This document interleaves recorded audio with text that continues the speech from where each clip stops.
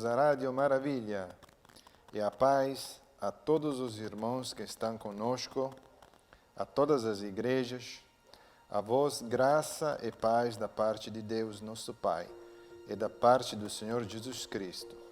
Amém. Hoje está aqui conosco a missionária Fátima e convidado especial, o pastor Lindomar, do Ministério Sarando Vidas, Assembleia de Deus. E estamos aqui para nos fazer uma reflexão a respeito do capítulo 3 do livro de Daniel, que reporta a jornada de 3 jovens hebreus que foram jogados na fornalha do rei Nabucodonosor. Então, para aqueles que não conhecem a história, o livro de Daniel reporta que no período de escravidão do povo de Israel lá em Babilônia, eles foram capturados, depois da conquista do rei Nabucodonosor da cidade de Jerusalém. A cidade foi destruída e o povo foi levado cativo lá em Babilônia. E ocorreu que durante esse período de escravidão foi levantado um profeta, Daniel. Na época Daniel era muito jovem ainda, mas já foi levantado o profeta. E ocorreu que um dia 3 jovens hebreus, durante a inauguração, durante uma cerimônia, que o rei Nabucodonosor convocou todos os reis, todos os príncipes, todos os administradores, todos os sacerdotes, o rei Nabucodonosor inaugurou uma estátua de ouro de uma altura de mais ou menos 30 metros. E essa estátua de ouro representava o poder da Babilônia, o poder de Nabucodonosor. E durante essa inauguração, ele emitiu um decreto que, ao tocar dos instrumentos, da trombeta, da flauta, da lira, da harpa, da cornamusa, todos os outros instrumentos que davam um sinal musical, todo o povo de todas as nações que se encontrava ali em Babilônia tinha que se prostrar, tinha que se ajoelhar em adoração a esta estátua de ouro. Quem não fizesse isso seria jogado na fornalha ardente. E que nós vamos agora ler que 3 jovens, 3 sábios hebreus, amigos de Daniel, o nome dele era Sidraque, Misaque e Abednego. Estes 3 jovens não se ajoelharam, não adoraram esta estátua, esse ídolo. E por isso eles foram condenados a ser jogados numa fornalha ardente, porque é isso que dizia o decreto: quem não se ajoelhasse seria morto, seria jogado numa fornalha de fogo. Eu convido agora a missionária Fátima a ler uma parte do livro, não todo, porque é muito extenso, muito longo, mas nós iremos resumindo, contando a história toda. Então nós chegamos ao ponto que os 3 sábios hebreus, Sidraque, Misaque e Abednego, não se ajoelharam.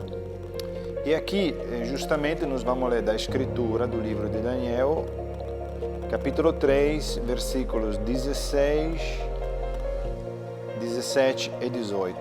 Por favor, missionária Fátima. Palavra do Senhor, livro de Daniel, capítulo 3, versículos 16, 17 e 18. Responderam Sadraque, Mesaque e Abednego ao rei: Ó Nabucodonosor, quanto a isto não necessitamos de te responder? Se o nosso Deus a quem servimos quer livrar-nos, ele nos livrará da fornalha de fogo ardente e das tuas mãos, ó rei.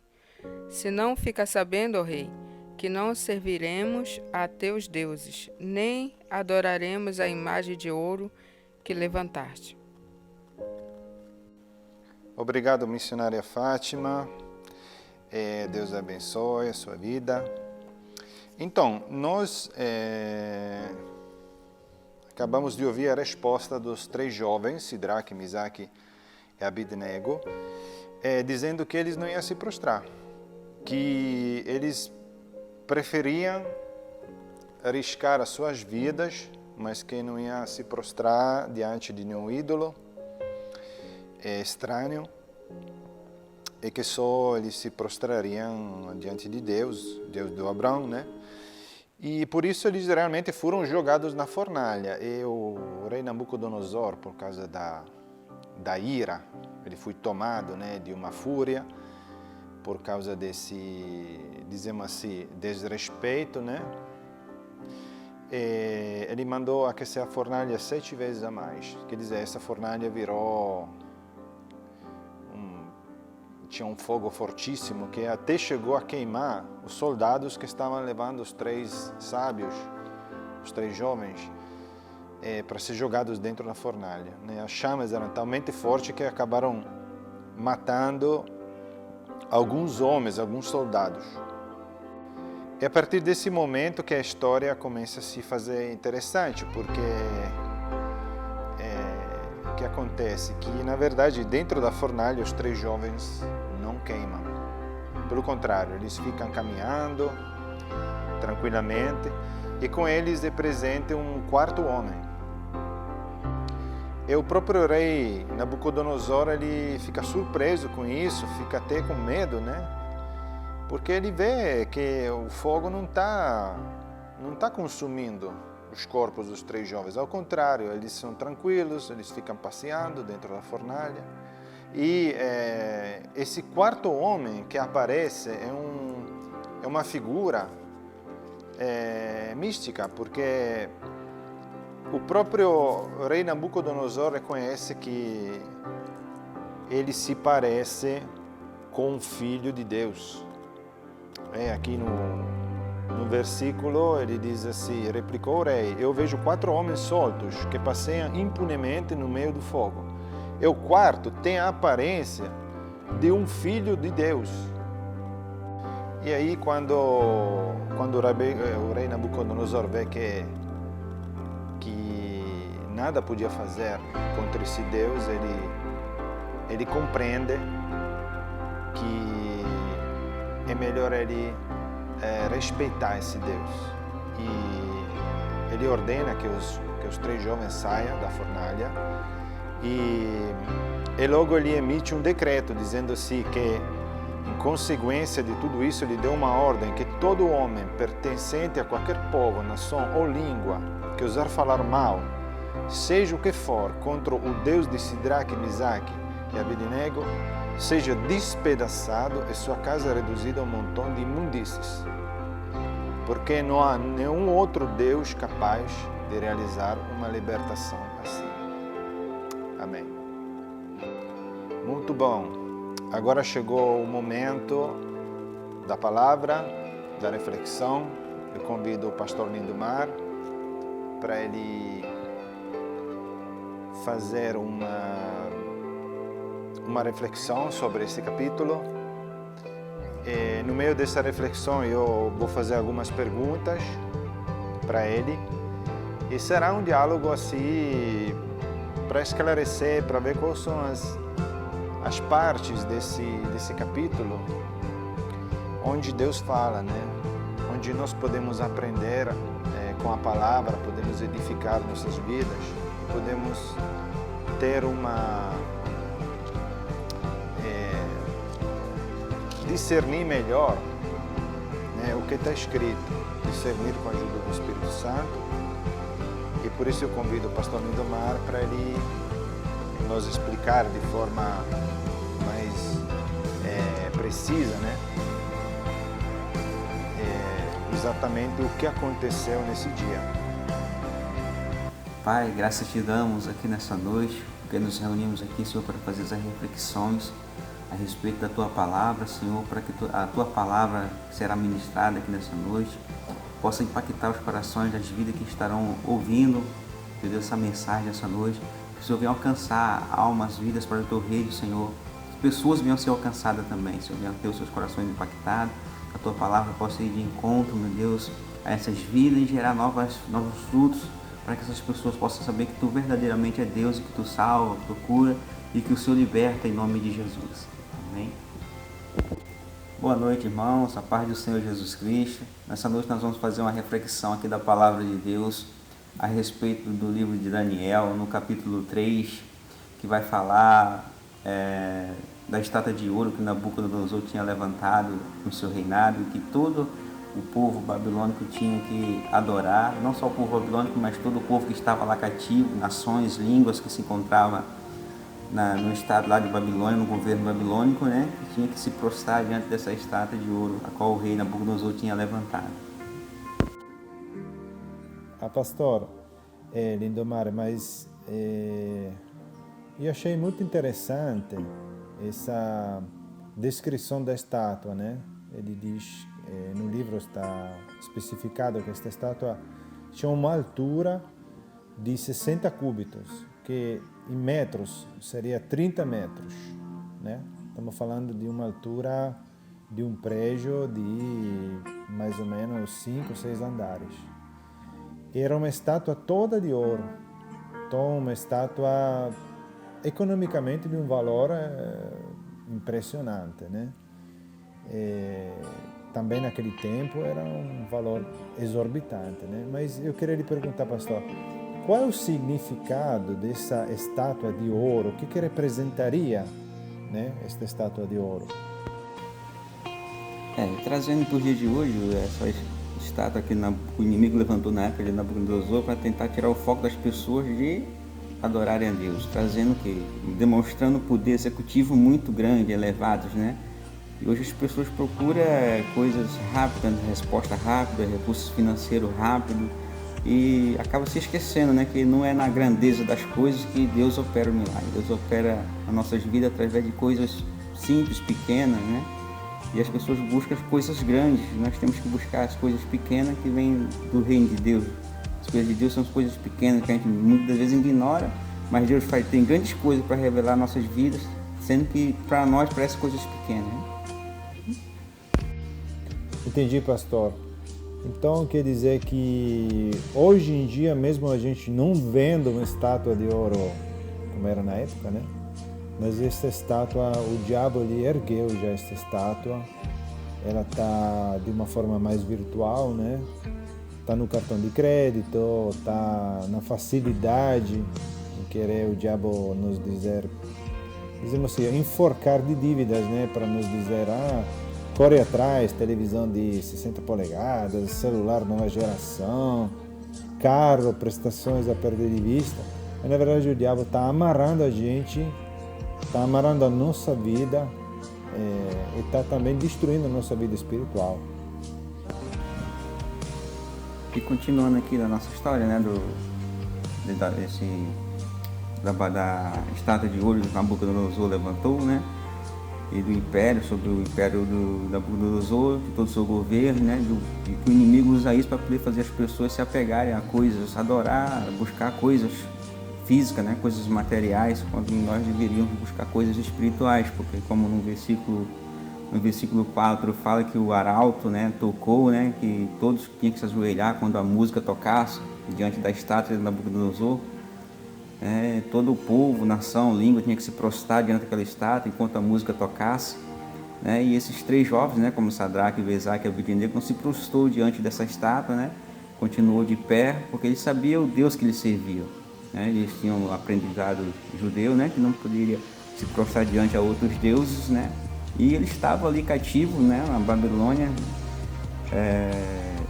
e tinha sido colocado como prefeito naquele lugar para liderar ali algumas províncias, e Nabucodonosor resolveu levantar essa estátua, a qual eles não se prostraram, né, mas permaneceram de pé e foram acusados por não se prostrarem. Aqueles que se prostraram, né, acusaram o Sadraque, Mesaque e Abednego por ele não ter se prostrado, mas aquele que verdadeiramente serve ao Deus Altíssimo, ele não vai se prostrar diante de estátua ou de reinado algum, mas sim vai se prostrar diante de um Deus vivo, todo-poderoso, que tudo pode fazer, né? Pastor, esse é o momento mais trágico desse conto de Daniel, desse capítulo 3, porque como está reportado aqui no versículo 8, diz assim: nesse mesmo momento, alguns caldeus aproximaram-se para caluniar os judeus. Quer dizer, aqueles que tinham se ajoelhado, que tinham adorado a estátua, não aceitaram o fato que 3 judeus ficaram de pé, né? E isso é um comportamento que nos dias de hoje também nós vimos, né? Nós vemos que muitas vezes existe essa incompreensão, né? O ímpio ele não entende porque o crente ele decide entregar sua vida a Deus, né? E o crente verdadeiro não adora ídolos. E isso às vezes é uma coisa que acontece que deixa o nosso entendimento um pouquinho confuso. Muitas das vezes as pessoas não aceitam, né, o nosso modo de viver, que a gente não se mistura, né, com a corrupção, com as coisas erradas, né? Não aceitamos a mentira, o engano, buscamos viver uma vida de santidade, de temor a Deus, uma vida de compromisso com o reino dos céus, né? Muitas das vezes nisso as pessoas não compreendem, acham que a gente estamos querendo ser melhores do que ela. Mas não, nós estamos querendo viver a palavra de Deus que nos requer isso de nós, que nós venhamos viver uma vida de santidade, de separação das coisas do mundo e das coisas de Deus, né? E nós buscamos viver as coisas de Deus, que são diferentes das coisas daqueles que vivem no mundo, fazendo as práticas mundanas, né? Que não agrada a Deus. E nisso nós somos muito incompreendidos por causa disso. E pessoas chegam ali para Nabucodonosor e diz: pessoas que tu constituísse sobre o teu reinado para liderar as províncias, né? Não se ajoelharam e não se prostraram diante da estátua. Então Nabucodonosor chama aqueles 3 jovens, né, perto dele e pergunta, né, por que eles não se ajoelharam diante da sua estátua, por qual razão eles não fizeram isso, se eles não ouviram o som da buzina, a música tocar, o arauto anunciar que era para as pessoas se ajoelhar. E Nabucodonosor interroga aqueles rapazes perguntando por que eles não se ajoelharam. E o Sadraque, Mesaque e Abednego, eles relatam que não iria se ajoelhar diante de estátua alguma, e só se ajoelharia diante da presença do próprio Deus, né? Que nós temos que nos ajoelhar, apenas um verdadeiro cristão só se ajoelharia diante do próprio Deus, adoraria somente a Deus, e não a estátua de ouro que Nabucodonosor tinha constituído, trazendo para o dia de hoje. Nós cristãos não iremos nos ajoelhar diante das coisas mundanas desse mundo no dia de hoje, mas sim diante de um Deus todo-poderoso que pode nos curar, nos salvar, nos transformar, nos libertar. Isso que importa no dia de hoje, ser um verdadeiro cristão, né? Verdadeiramente não adorar as coisas práticas mundanas, mas sim as coisas celestiais, as coisas de Deus que vem do alto. Então a ira ali de Nabucodonosor se levanta muito grande contra a vida desses 3 jovens, né? Que Nabucodonosor fala para o seu povo, né? Para que eles aquecessem a fornalha ali 7 vezes mais, né? E mesmo assim, Sadraque, Mesaque e Abednego, sabendo que aquela fornalha seria aquecida 7 vezes mais, e que eles poderiam até perder a sua vida, né? Sacrificar o seu corpo ali dentro daquela fornalha, né? E eles resistiram e não serviram, não se prostraram diante dos deuses de Nabucodonosor, a qual acendeu essa ira muito grande de Nabucodonosor, mandando amarrar os meninos e que os seus soldados mais fortes os lançassem dentro da fornalha ardente. Exato, pastor, é exatamente isso. Aqui no versículo 20, ele disse que praticamente os soldados amarraram os 3 jovens usando a roupa deles, as túnicas, os mantos, né? E isso parece também, nos dias de hoje, uma tática do maligno, né?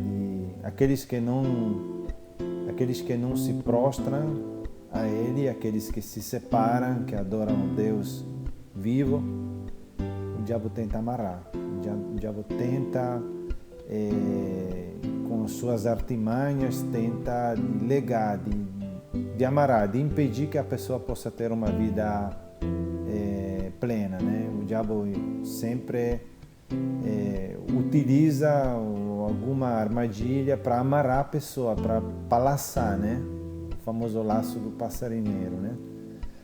Então, pastor, eu acho isso bem determinante nessa história. Essa amarração, né, do Sadraque, Mesaque e Abednego, né, simboliza o inimigo tentando amarrar as pessoas, né, para tirar as pessoas do caminho do Senhor, da presença de Deus, né? Como muitas pessoas chegam aqui, né, com a sua vida toda destruída, até mesmo cristãos, já evangélicos, já na fé há algum tempo, chegam aqui com suas vidas todas destruídas, famílias destruídas, filhos nos caminhos das drogas. Aí as pessoas chegam aqui toda com a vida toda amarrada, tentando buscar uma solução, né, para desamarrar as vidas, fazer com que a família volte a se unir, que a família volte a se dar bem, né? E a gente tem essa batalha espiritual, né? Nós apresentamos a pessoa a Deus, a buscar a Deus intensamente, a não se curvar diante das coisas do mundo, qual o Sadraque, Mesaque e Abednego não se curvaram diante da estátua de Nabucodonosor, que muitas vezes coisas pequenas, né, que a pessoa se curva, ou que a pessoa faz, se envolve, que traz amarração, traz um peso espiritual, né, do inimigo muito grande, muito pesado, um fardo muito pesado sobre as pessoas, e elas se sentem amarradas, a vida não anda, tudo dá para trás, né? E é na busca, nessa entrega verdadeiramente, como esses meninos se entregaram a Deus e tiveram ali o seu livramento dentro daquela fornalha de fogo ardente, assim as pessoas também vão ter o seu livramento também, vão ter suas vidas desamarradas, vão se sentir livres, né? Quando verdadeiramente servirmos a esse Deus vivo e poderoso e buscarmos a Ele em espírito e em verdade. Não podemos servir a Deus de qualquer maneira, né? Ou nós somos de Deus ou não somos do mundo, né? Então nós temos que escolher verdadeiramente quem nós devemos servir, ou a Deus ou ao diabo, né? Nós viemos verdadeiramente como cristãos, servos do Senhor, verdadeiramente servir somente a Deus. Exatamente, pastor. O que eu também percebo é que o diabo ele usa esses truques para amarrar a gente e depois jogar a gente no fogo, né? E o que aconteceu aos 3 judeus fiéis foi isso, né? Foram amarrados e jogados nessa fornalha incandescente. Mas eu me pergunto uma coisa: onde estava Deus? Porque eu acredito num Deus que nos dá livramento. Só que nesse caso eu vejo que Deus não livrou. Eles foram jogados na fornalha.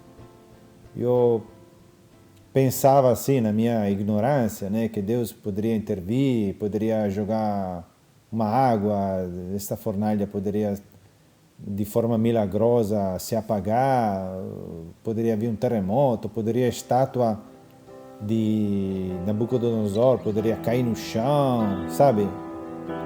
Que Deus chegasse com toda a sua força, né, com a tempestade.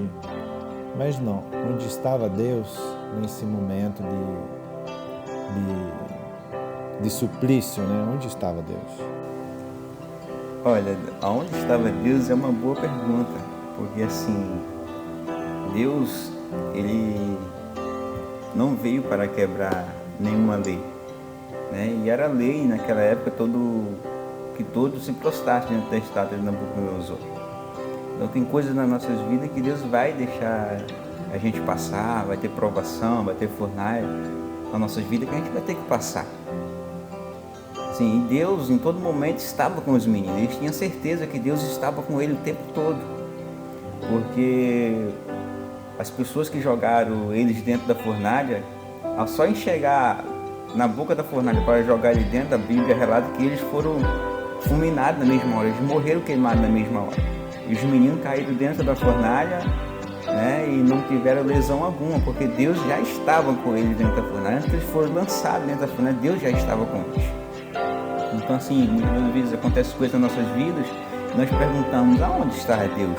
Por que Deus permitiu que isso acontecesse? Na realidade, Deus permite muitas vezes que coisas aconteçam na nossa vida para que nós venhamos ter experiências grandiosas com Ele, para que nós não venhamos conhecer um Deus apenas de ouvir falar dentro da igreja, por um pregador, por um pastor. Não, Deus quer que nós venhamos ter nossa experiência com Ele pessoal, para que nós venhamos reconhecer quem era Deus, e como é Deus e como Ele trabalha nas nossas vidas, né?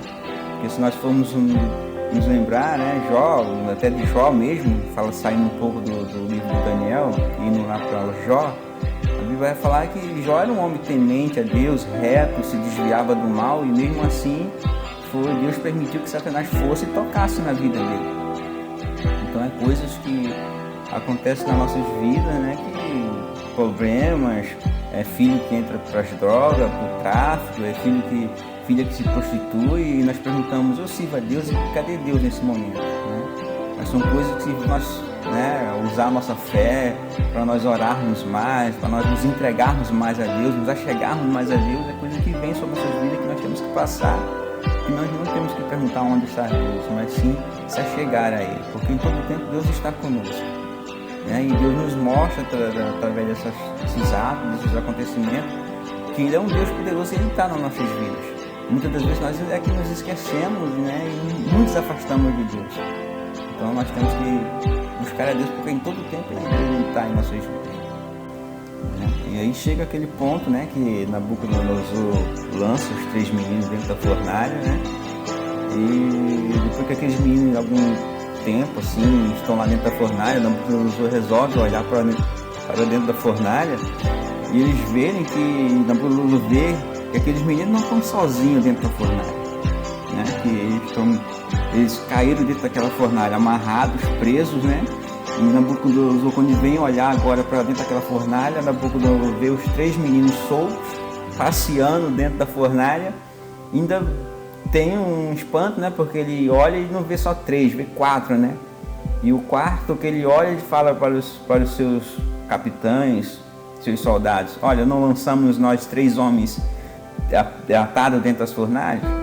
E os capitães falam: sim, rei, foi isso mesmo. E depois ele fala: mas agora os meninos estão soltos, e tem um 4º homem dentro da fornalha. E esse 4º homem é semelhante aos filhos dos deuses. Então, em todo tempo, né, Deus está ao nosso lado, né?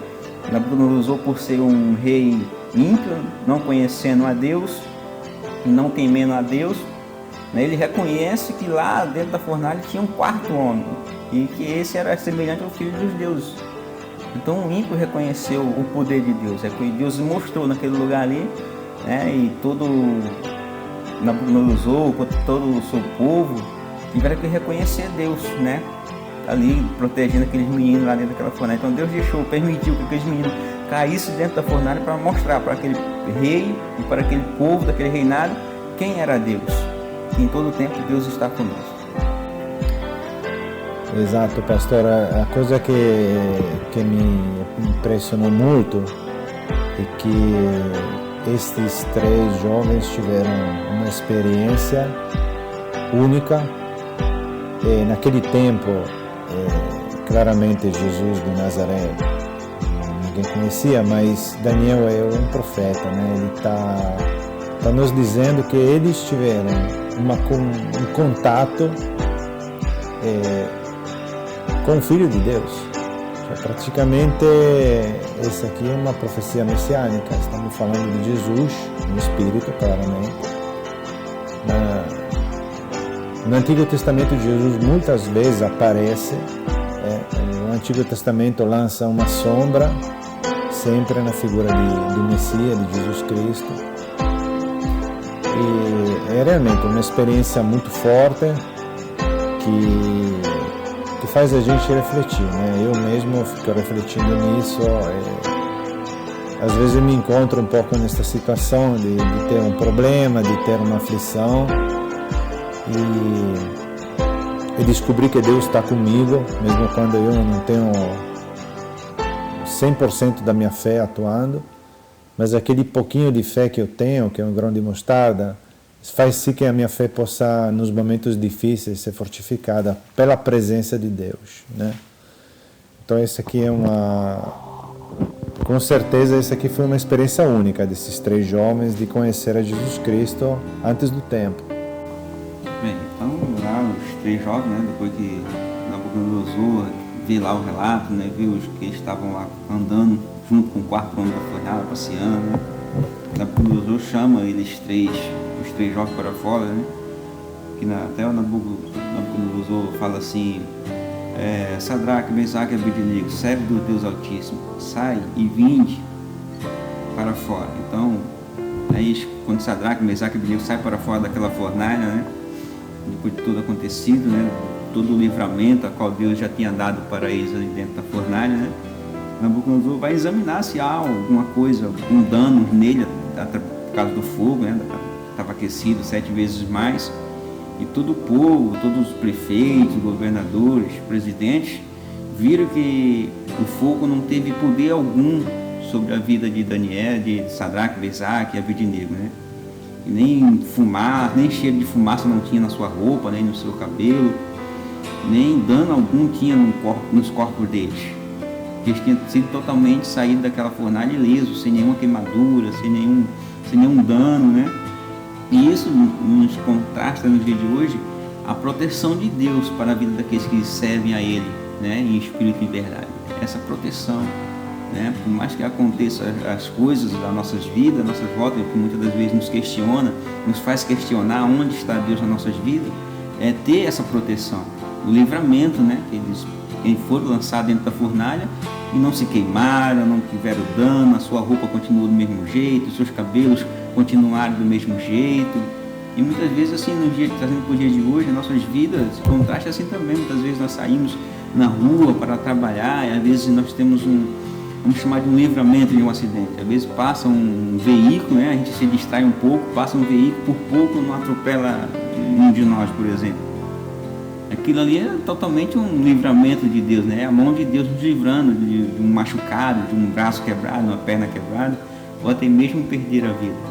É aí onde nós encontramos Deus nas nossas vidas, quando nós vimos esses livramentos de Deus. Esses meninos viram o livramento de Deus, né, dentro da fornalha. E nós, no dia de hoje, vimos o livramento de Deus de um modo diferente. A fornalha pode ser um livramento de um acidente de trânsito, né, uma queda de um edifício, né, e isso é o livramento de Deus, é o livramento de um assalto, de uma bala perdida, né? Nós estamos em algum lugar e de repente começa um tiroteio, isso significa uma fornalha na nossa vida. Mas nós estamos com Deus, há o livramento. Então a vida cristã se contrasta nisso, né? De ter o livramento de Deus, enquanto as pessoas que não têm o temor de Deus, não têm Deus como seu Salvador, é o risco que eles correm e pagam o preço por não ter essa proteção de Deus divina nas nossas vidas. Pastor, e lendo aqui o livro, terminando aqui o capítulo 3, diz assim, que Deus enviou seus anjos para salvar seus servos, os quais, depositando nele toda a sua confiança e transgredindo as ordens do rei, preferiram expor suas vidas a se prostrarem em adoração diante de um Deus que não era o seu. Estes servos de Deus preferiram entregar suas vidas, entregar seus corpos. O que significa isso na linguagem de hoje? Bem, né? Entregar os seus corpos, como até aqui a Bíblia relata, né?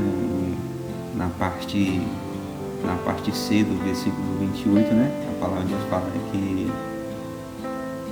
eles entregaram os seus corpos para que não servissem nem adorasse algum outro Deus, né? Entregar os nossos corpos, né? É rejeitar as nossas vontades, é mortificar a nossa carne para viver, né, no mundo espiritual, para viver a vontade de Cristo, porque quando nós aceitamos Cristo nas nossas vidas, nós não vivemos mais por nós mesmos, mas nós vivemos por Cristo, pela palavra, pelo Evangelho da salvação, né?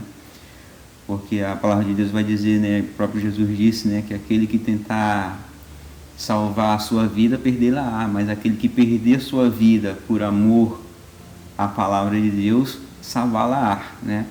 Porque nós temos que olhar para a nossa vida não neste mundo, mas sim no mundo espiritual, porque aqui nesse mundo seria uma vida passageira, mas lá, que seria no mundo espiritual, vai ser uma vida eterna. Então nós temos que preservar nossa vida lá com Cristo Jesus. Nós temos que buscar mortificar nosso corpo, nossa carne, para não viver a nossa vontade, mas sim a vontade de Deus. Então é entregar nosso corpo, é deixar de fazer a nossa vontade, aquilo que nosso corpo tem vontade de fazer, a vontade da nossa carne, para fazer a vontade de Deus, a vontade da palavra do Senhor. Não se prostituindo, não se entregando às paixões, às imundícias desse mundo, mas sim entregando nosso corpo para servir a Deus, para servir a Cristo Jesus, fazendo a vontade dele, né? Tá certo, pastor, é isso mesmo, que às vezes nós realmente nós fazemos tudo certo durante o dia, né? Nós alimentamos o nosso corpo, nós descansamos, nós tomamos um banho, nós cortamos o cabelo, as unhas, nós cuidamos do nosso corpo, né? Fazemos tudo certinho e às vezes dedicamos pouco tempo ao nosso espírito, né? O ideal seria equilibrar as coisas. Claro que o nosso corpo é o templo, é a morada do Espírito Santo, a gente tem que cuidar, mas também não temos que exagerar, né? Também temos que ter um tempo para nos viver uma vida espiritualmente correta e ter comunhão com Deus. E a coisa que me deixa muito assim,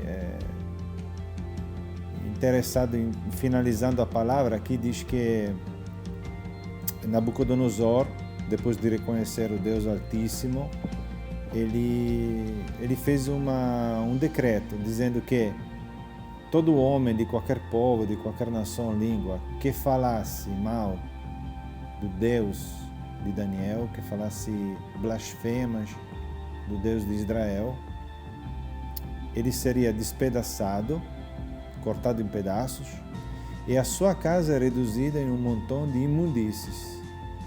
Eu acho essa uma mensagem final muito forte.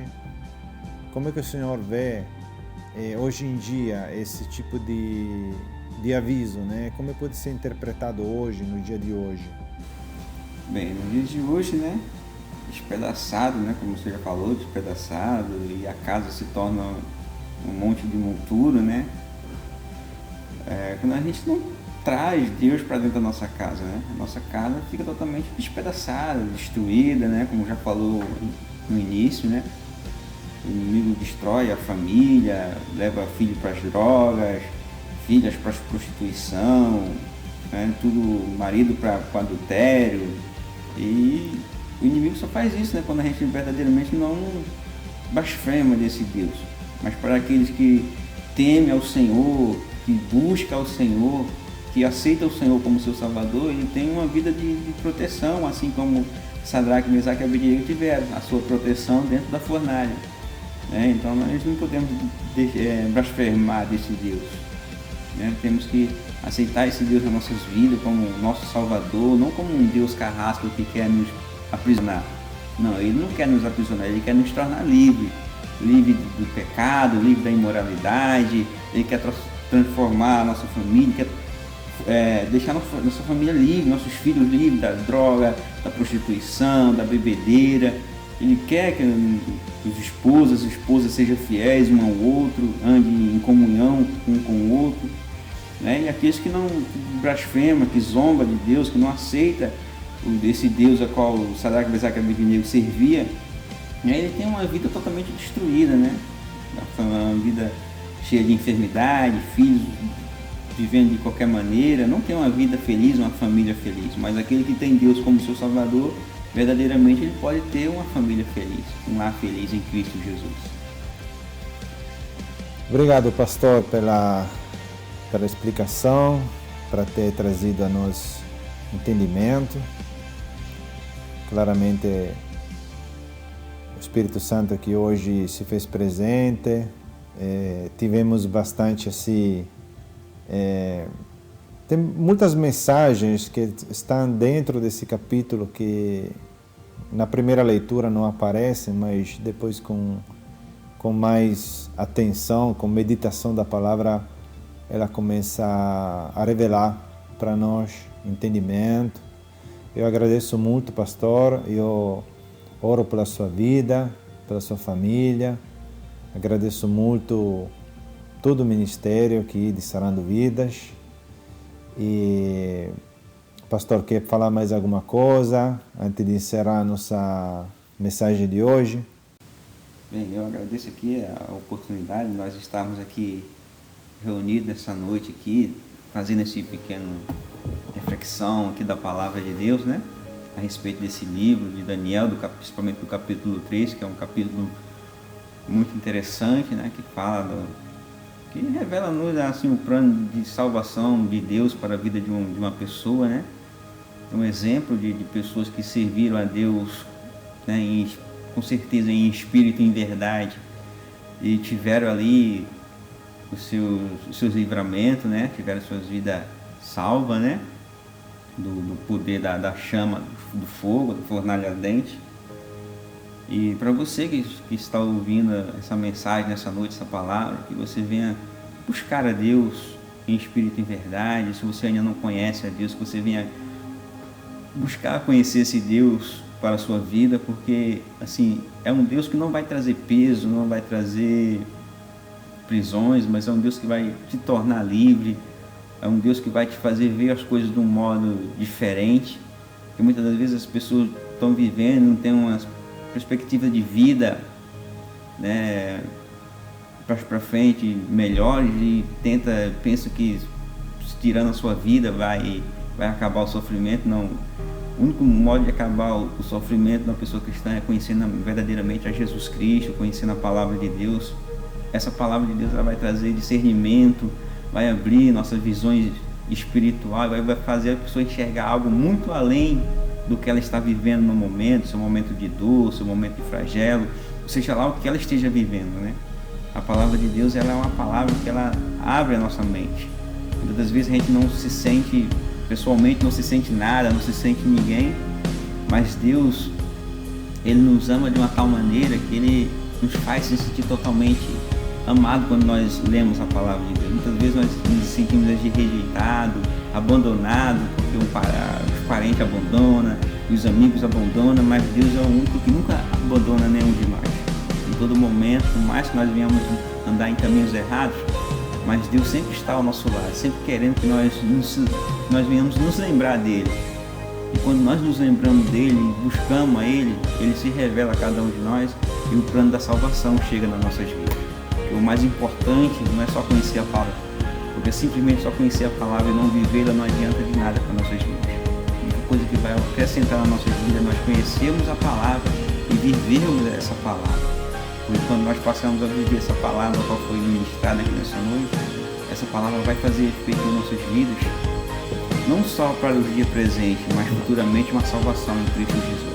Que Deus abençoe a todos, né? Que Deus abençoe a você que está ouvindo essa mensagem essa noite.